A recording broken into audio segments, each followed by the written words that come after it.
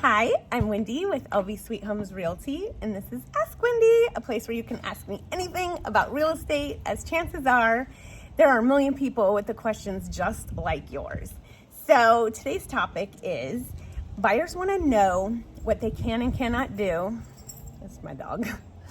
When they're buying a home. And basically, when you're buying a home, you can't do anything except for make money. So true. You can't go get that brand new car. Don't apply for credit to get an extra 10% at Kohl's. Don't put money in your account or cash in your account. Don't pull cash out of your account.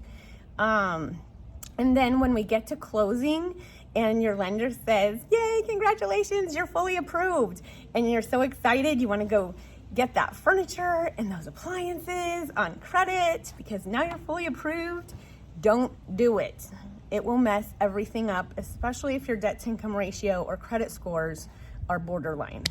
So just wait till after we record to do your shopping. Trust me, it will be worth it. Otherwise, you're gonna be stuck with no house and a bunch of really cool furniture and appliances.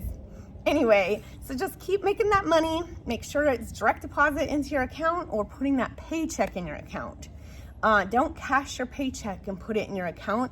Even though the bank is full of money, they don't really like cash. So anyway, we need to make sure we go by all the rules so that you can get to close on your home successfully. If you have any other questions about what you can and cannot do, put them below. I'll answer them the best I can or on my next video. Anyway, I hope you guys have an amazing weekend. We'll talk soon. Have a great day. Bye.